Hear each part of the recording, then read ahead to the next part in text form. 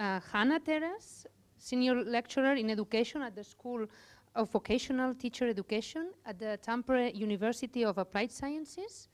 And she will give us a presentation with the title, Using Authentic Learning and Social Media for Developing 21st Century Pedagogical Skills in Teacher Education. I would like, of course, you have her CV in the program, but I want to stress just 1 minute some of the aspects that came to me when I read the blog that she writes, and just to give some more elements for this presentation. And I like that she stressed the idea that she's a greatest passion about teacher education change. So she's a passion about how to promote changes in teacher education at university and school levels. And it's interesting, the title of her blog, that it's Grow and Pay, or Pay. And she mentions that this title comes from a song, and you can follow the lyrics in her blog. But I think that it's a good example of what we can find also during this seminar. And I hope that we find it during this seminar, but also I hope in this presentation. And it's a song about the DAD song, and it says, sometimes the sky is so gray that you cannot see beyond it, and even the wildest of dreams can't take those lines from your forehead. Yeah, I know there is a bill, and it's gonna make it way somehow. With an excuse and a bow, I will be paying it now. I got run over by truth one day, didn't see the red light. Since the accident, I have walked this way. I only did what felt right, but from this day on, it's either grow or pay. So this is a kind of leitmotif of her blog with the idea of how to promote this change. And I hope that during these 2 days, 1 day and a half, we can discuss about this. So this is what it is a dream. It comes through, and we can go further with this idea. Thank you. Thank you very much. It's very nice that you quoted the song from the blog, because when I started my blog, it was 2 years ago, as far as I can remember, and many things have changed in those 2 years. The one thing that has changed is, and we also see it from the discussions from the presentations today, we know that things have to change. I don't need to go about convincing you or convincing anybody about these things anymore. I had to 2 years ago, and that's why I named the blog Grow or Pay. But now we've reached the point where the question to be asked is not if something needs to change or not, but how can we make the change happen? How to bring these ideas, these visions that we've been hearing about, we've been talking about today as well, how to bring those into the practical level, how to actually make a change. And my demonstration is about that. I'm going to talk about e-learning, new roles of a teacher, and teacher training. All those things that are in the title of this seminar. You might be wondering about the frying pan. I'll get to that later. It's from a blog of a student of mine. But let's start here. I'm going to run through the first part of the presentation part pretty quickly, because these are things that we've been hearing about already. We know that students need skills for the 21st century. We know what these skills are. We know they need skills for collaboration, for self-direction, ability to share expertise, learn from others, work in a team. We also know that traditional schooling is not helping. Actually, we even know that this might be hard to admit, but somewhere deep inside we know that it's actually making things worse. It's actually preventing the young people from learning these abilities that I just showed to you. Now, why is that? Wasn't school meant to do exactly the opposite thing? It is because these things, these so-called 21st century skills, they cannot be taught. You cannot have a lecture series on collaboration. You cannot have an exam about self-directed learning. You cannot make a multiple choice test on problem solving. Those things don't work. The traditional methods don't work. And I think we more or less agree about that. These things are acquired. They are not learned. They are acquired when the learning environment supports their acquisition and rewards the students from acquiring these abilities. For quite some time, the focus has been on the learner. We've been hearing about this learner-centric pedagogies, digital native learners, new generation learner this and learner that. I'm not saying it's not right. We need to focus on the learner, but somehow I have the feeling that we have neglected or ignored the teacher. Teachers do matter. We heard it already today in many presentations. Teachers matter. And they matter not only because they are teach, but because they influence the student's idea on what learning is all about. And in the age that we live in the knowledge society that we live in, where lifelong learning and the so-called cognitive abilities are increasingly important, it's crucial that students get the right kind of idea of what learning is. Learning is not a game where they need to guess what the professors want, just like we heard earlier today. We don't want to leave them with this idea. Are they seeing learning as a challenging but rewarding journey, climbing the mountains, reaching new peaks? Or are they seeing it as a guided tour where they can just sit back and relax and go through the assembly line and graduate from the other end? Now this is the question. We know all this. We've been talking about this all morning. The question is, and now we come to the actual part of this demonstration, how can we make the change happen?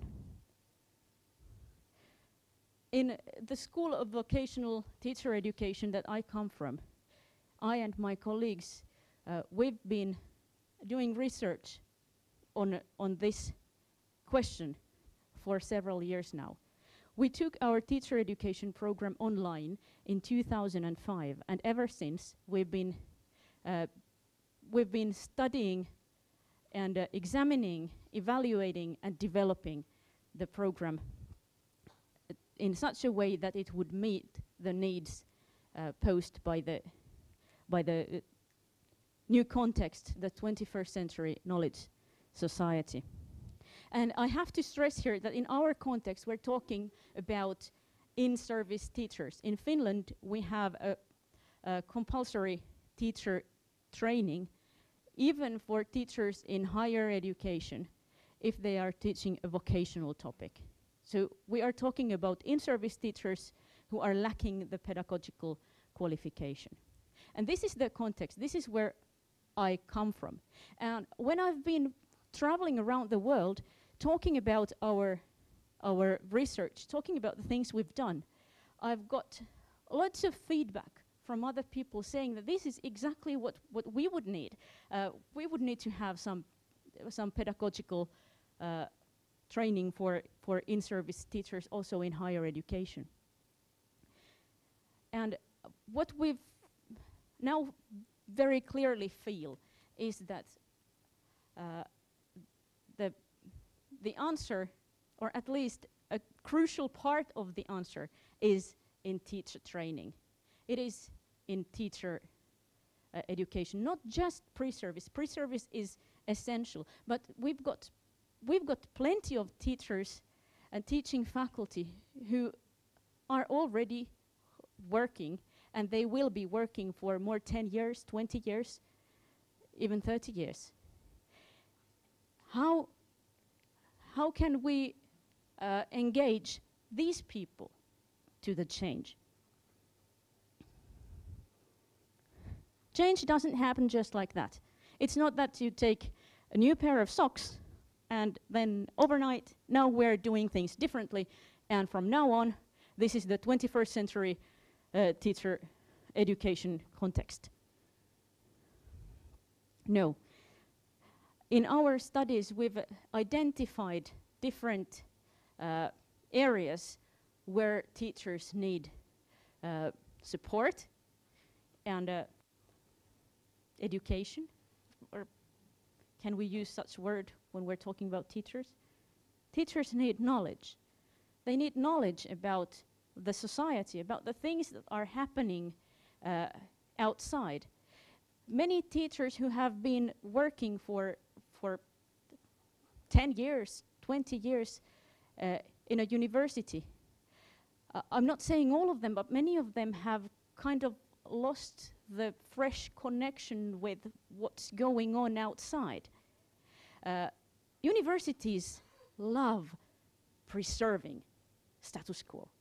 They just love it. It's I'm not saying it's all a bad thing. There are some great traditions, and I'm not one of those people who thinks that everything has to be changed and nothing of the old is good. No, no, no. But universities are very slow to change.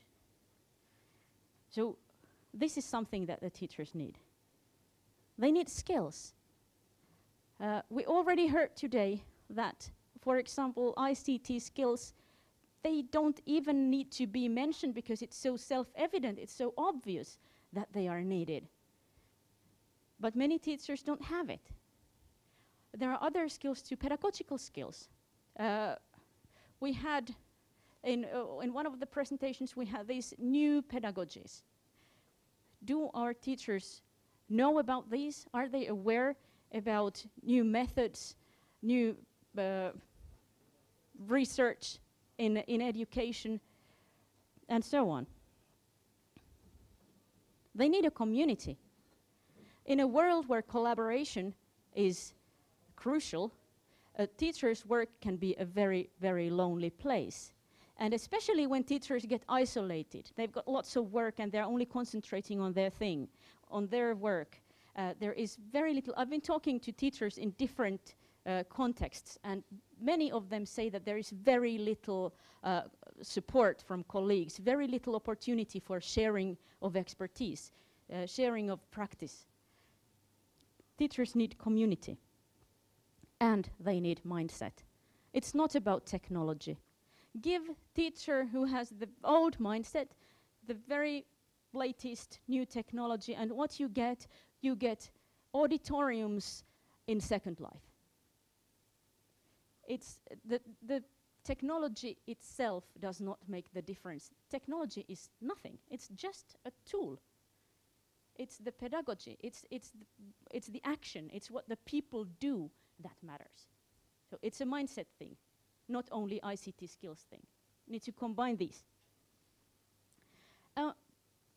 Based on these observations and our results, and I don't have time to go into them in very much detail, what we've done recently is we've developed a certificate program for teaching in higher education that consists of 3 modules.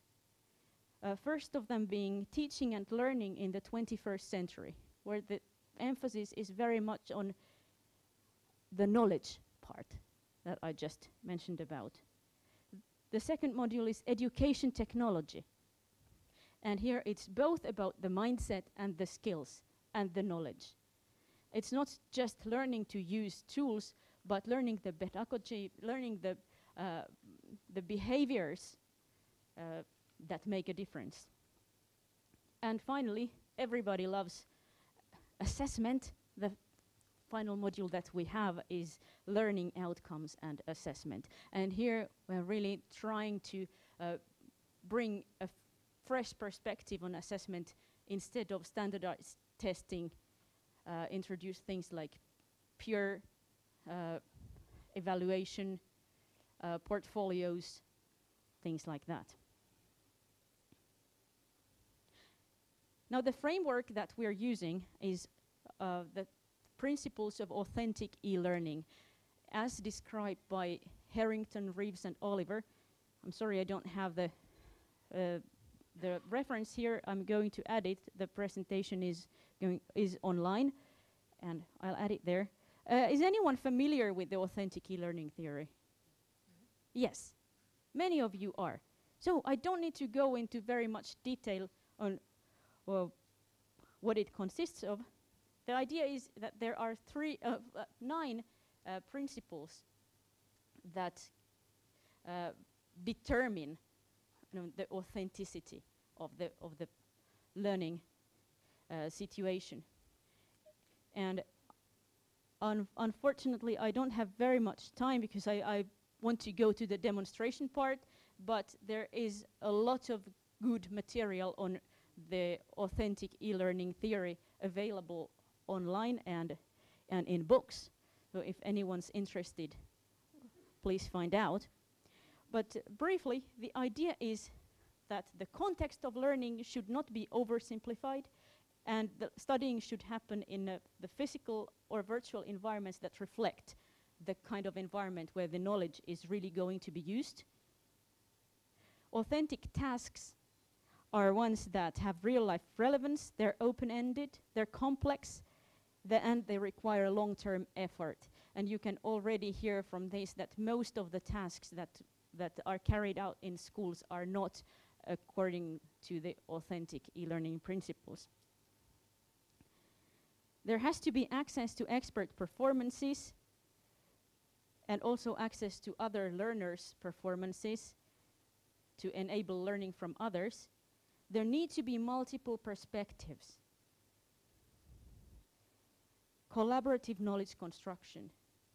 A friend and colleague of mine just finished a study where she found that the collaborative knowledge construction part is one that is often the most difficult to carry out in e-learning. This means that tasks should be addressed to groups and pairs, not only individuals, and there should also be incentive in assessment in what comes to collaboration. So not graded by individual exams. Reflection, articulation, which means discussing or articulating common growing understanding, defend ideas, scaffolding instead of direct instruction, and authentic assessment. This is where we most often go wrong. The best intentions are in vain if the assessment is only assessing, memorizing, or lower levels of cognition. Okay, so this is the framework that we have for our teacher education program. And this is an image from Blackboard. I think you are familiar with Blackboard. This is the course or the first module in Blackboard. But as you can see, it's too linear. Many learning management systems are forcing the instruction to be very linear, very not open-ended. What's the opposite for that? And that's why, in addition to authentic e-learning, we have social technologies that we are using. And now, I would like to show you some of the social technologies, some of the things that we have used with our participants to this program that are in the United Arab Emirates. We've just started this program with them this fall, and I could have showed you the older older ones from Finland, but they would all be in Finnish, so you wouldn't really get much of it. So my apologies for there not being very much student-created content yet, because we've only just started in September, but I think even little bit in English is better than plenty in Finnish. That won't make much sense to most of the audience.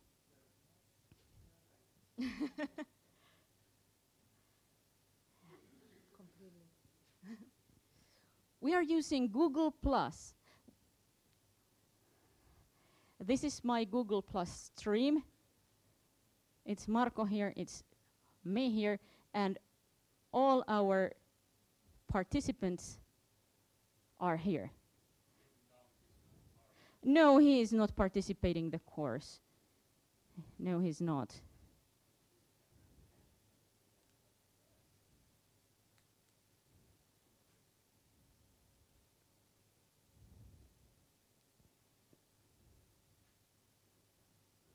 This is our participants. And what we are doing with these social technologies, we're using Google+, we're using blogs. Everybody has their own personal blog. We're using Google Hangouts and Google Documents. It's very Google-centric, isn't it? But Google is just, they're just providing good tools for learning. And in addition to these, there is also activity in the Blackboard learning management system, which is the system that they use at the higher colleges of technology in United Arab Emirates. And that's why we're running it in Blackboard. Could be in any other learning management system. And these tools are used bearing in mind the 9 principles of authentic e-learning to promote reflection through blogs, promote articulation through collaborative writing, through blogs, through Google+, and the assessment that we are using is like totally embedded in the learning process. All the blog posts, the collaboratively edited Google documents, the discussions, all those things together form the e-portfolio, which is the assessment method for the teacher education program. And what I thought I would do now is introduce you to my friend and colleague, Mark. Mark is in Dubai.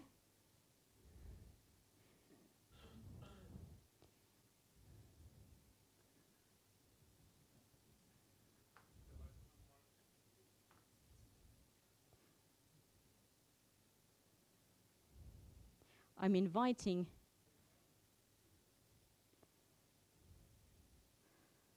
Mark.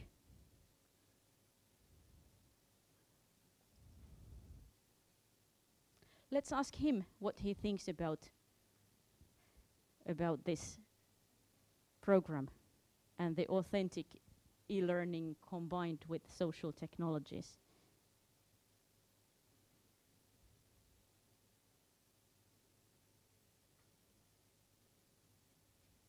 Meanwhile, we're waiting for him to appear.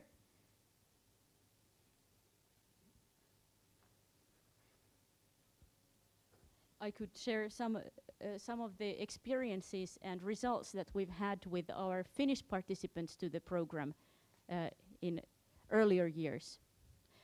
The most significant result, I think, is that our students have reported that their idea of what it is to be a teacher has changed. Because in another study that I did with my colleagues, we found out that even the young teachers, the new teachers, they are very much basing their idea on what it is to be a good teacher in their own experiences from school. So they are comparing to what it was like when they were in school, and they're copying the manners and the teaching ways of teaching that their teachers had. And this is an alarming situation. I'm not saying that their teachers would be bad, but if all teachers always have done this, you don't need to count very far to get all the way to the Industrial Revolution. If my teacher learned from her teacher, who learned from her teacher, who learned from her teacher. And the idea of teachership, teacherdom, being a teacher, is there such a word, is inherited. So therefore this, I think, has been one of the most important findings here. I wonder where Mark is.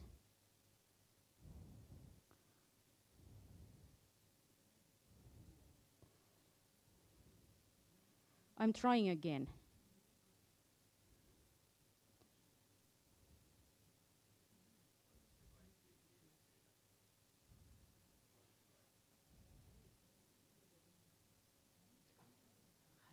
You have around 5 minutes. Yes.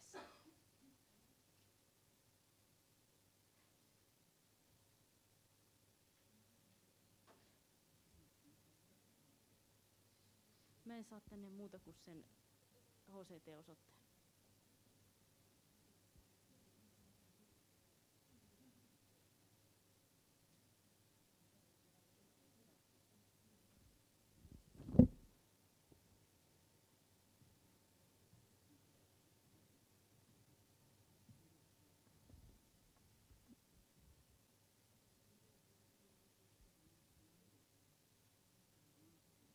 If it's not working, then we'll just leave this part out. I'll leave it there waiting and getting back to the frying pan meanwhile. I wanted to show you an example of a student blog. We are using the blogs not to replace the old traditional type of reports or essays, but to promote discussion and as a tool for reflection. Therefore, the questions and the tasks that there are, they are never the kind that first you need to read a text and then summarize it or reproduce what you have just read, but always reflect on how the things that you have learned, how they affect your work, how these things affect what you do in your classroom or do online with your students. And the learning task that we've had just this week is that the participants have been, they've written about their most memorable learning experiences. Because this is also important that the teachers adopt the role of the learner and realize the connection between learning and teaching. And this student is explaining how he learned something from his experiences with a cast iron cookware. And that's why there is this picture. How these have worked with our previous implementations in Finland, we found that it's amazing how fast the teachers get the hang of this kind of work. They are not young people. They're not, by anybody's definition, and I don't like the definition digital native to begin with, but they are not that. They are people who are already experts in their subject matter. They have lots of experience and they're not very young people. But they, when they engage with the social technologies and start to learn in teams. The learning happens all the time in teams. It happens very quickly that the mindset starts to change, and the multiple perspectives that come from the other participants, and they're not even teachers of the same subject matter, because we wanted to really mix things up and introduce very different viewpoints. They start changing really fast, and also the transfer effect is almost immediate. They've started to use similar methods, similar technologies, and similar pedagogies in their own work.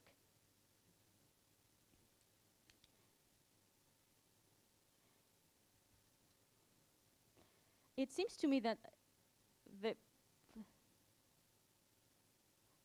Mark's here and he is hoping to join the Hangout, but he's not joining the Hangout. Why not?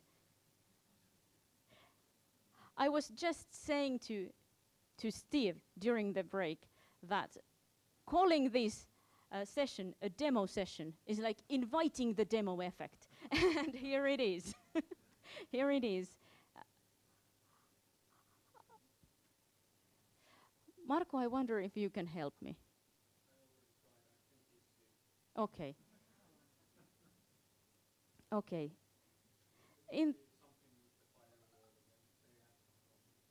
Oh, here he is. Here he is. We don't have much time, but I'd like to introduce you to Mark Kircher. Hi, Mark. How are you? Hannah, I've been watching live and terribly frustrated as, believe it or not, I couldn't actually get into Hangout using Google Chrome, and I had to switch to Firefox. Would you believe Google Chrome went all Arabic on me? And I didn't know what I was clicking because everything was in Arabic. So that's why I just couldn't get into Hangout. But anyway, it's nice to join you. Hello from Dubai. Say hi to Mark. Hello, everybody. Mark, I'm at the end of my time already, but I was wondering if you could say in just a few ideas of what's your impression with the authentic learning and social technologies approach with the participants from higher colleges of technology in the Emirates? Okay, I think what's really important for our faculty is that we have an awful lot of people here who are content experts, as you've been saying, but they really haven't got a lot of pedagogical training, ideas about using technology or necessarily assessment. And so what the program does is allow them to kind of implement some of these ideas in their classroom right from the word go. And therefore, I mean, it's authentic in kind of two ways. I mean, they're experiencing it as a learner, and then they're putting it into practice as an educator. So it's authentic actually within two realms at the same time. And I mean, this mix of the social media tools together with, if you like, the more formal, traditional Blackboard linear model you were talking about, allows them to see how they could use them in parallel with their own learners. So they could, yes, use the HCT's Blackboard mandatory model, and yet at the same time use social tools. So, sorry, that's too many words, I know. Sorry, everybody. Okay, I think we are running out of time. Yeah. Is there any time for questions anymore? Yeah, or we have 3 or 4 minutes for questions. Yeah. So I and Mark will answer the questions. Okay. Any questions? Thank you, Hannah. Thank you for your presentation. Wonderful experience. My question, I have seen that students are conducting lots of work, and you mentioned about something about portfolio or e-portfolio.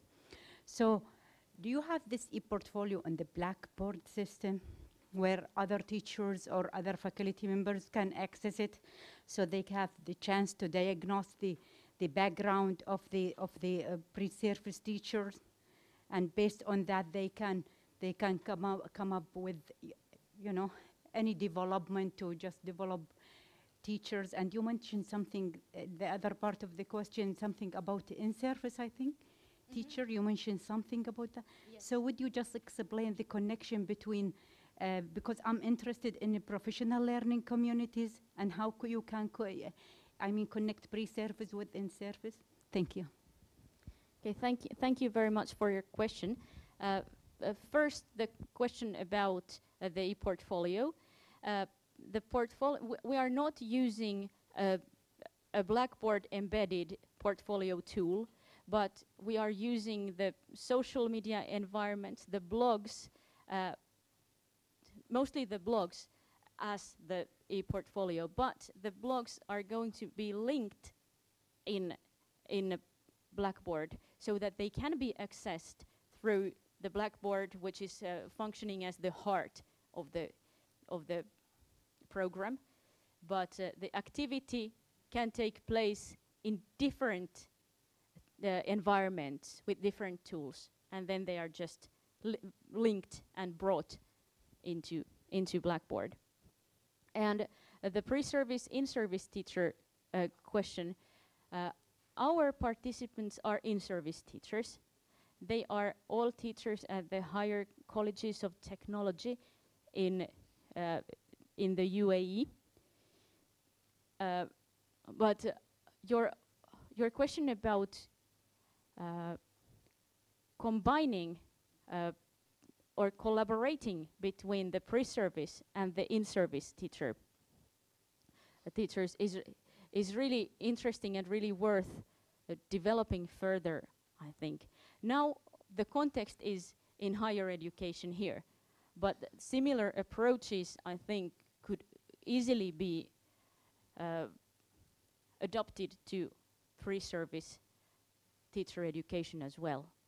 But we don't have experience on that yet with this program. Did I answer your question? Okay. We have time for one more question, otherwise we will have other situations during the coffee breaks for more questions, but one more? No? So then in the other coffee breaks we will have other questions. Thank you very much, Hannah. Thank you.